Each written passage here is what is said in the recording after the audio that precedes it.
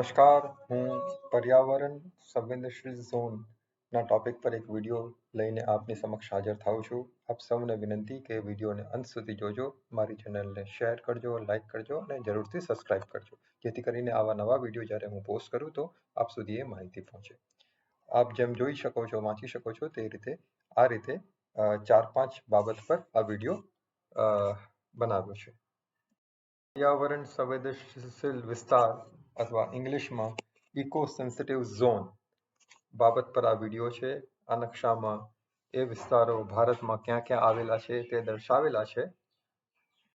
પર્યાવરણ સંવેદનશીલ ઝોન કર્ણાટકના ઓક્ટોબર 2024માં યોજાયેલી કેબિનેટ સબ કમિટીની બેઠકમાં 6 વન વિસ્તારોમાં પર્યાવરણ સંવેદનશીલ ઝોન જાહેર કરવા માટે સૈદ્ધાંતિક મંજૂરી આપી હતી અને આ બાબત કેન્દ્ર સરકારને ફોરવર્ડ કરવામાં આવી છે.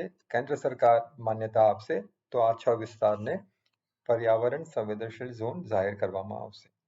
પર્યાવરણ સંવેદનશીલ ઝોનની બાબતો. પર્યાવરણ સંવેદનશીલ ઝોન રાષ્ટ્રીય ઉદ્યાનો અને વન્યજીવન અભયારણ્યની આસપાસના વિસ્તારો હોય છે. અને પર્યાવરણ, વન અને આબોહવા પરિવર્તન મંત્રાલયના રાષ્ટ્રીય વન્યજીવન કાર્ય યોજના 2002-2016 એ નિર્ધારિત કર્યું છે.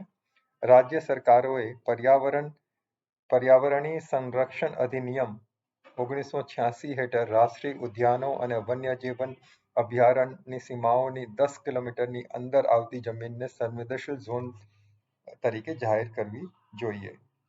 પર્યાવરણ સંવેદનશીલ ઝોનમાં પ્રવૃત્તિઓ. આ ઝોનમાં પ્રતિબંધિત પ્રવૃત્તિઓ વાણિજ્યિક ખાદકામ, ખાણકામ, સોમિલ, પ્રદૂષણ ફેલાવતા ઉદ્યોગો જેવા કે હવા, પાણી, માટી, અવાજ વગેરે, મુખ્ય હાઇડ્રો ઇલેક્ટ્રિક પ્રોજેક્ટ્સની સ્થાપના, લાકડાનો વ્યવસાયિક ઉપયોગ, આ બધા પ્રતિબંધિત પ્રવૃત્તિઓ છે પર્યાવરણ સંવેદનશીલ ઝોનમાં. નિયમનકારી પ્રવૃત્તિઓ જે થઈ શકે છે પણ પરમિશન લઈને આ ઝોનની અંદર. વૃક્ષોનું નિકંદન, હોટલ અને રિસોર્ટની સ્થાપના, કુદરતી પાણીનો વ્યવસાયિક ઉપયોગ, ઇલેક્ટ્રિકલ કેબલનું નિર્માણ, કૃષિ પ્રણાલીમાં ધરખમ ફેરફાર, દાખલા તરીકે ભારે ટેકનોલોજી, જંતુનાશકો વગેરે અપનાવવા, રસ્તા પહોળા કરવા બાબતો પ્રોપર પરમિશન લઈને આ વિસ્તારોમાં થઈ શકે એમ છે. પર્યાવરણ સંવેદનશીલ ઝોનના તાજેતરમાં જાહેર થયેલા નામો.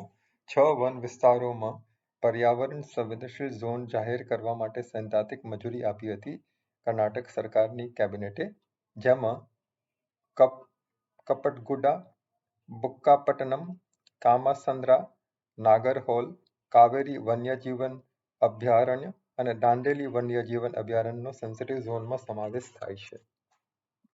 આજનો પ્રશ્ન નીચે આપેલા પર્યાવરણ સંવેદનશીલ ઝોન સંબંધિત નિવેદનો વિશે વિચારો. ESZ નજીક વાણિજ્યિક ખાણકામ પર પ્રતિબંધ છે. ESZ નજીક હોટલ અને રિસોર્ટની સ્થાપના પર પ્રતિબંધ છે. ઉપરોક્ત નિવેદનોમાંથી કયા સાચા છે? માત્ર 1, માત્ર 2, બંને, ઉપયુક્તમાંથી કોઈ નહીં. આપ આનો જવાબ કમેન્ટ સેક્શનમાં આપશો.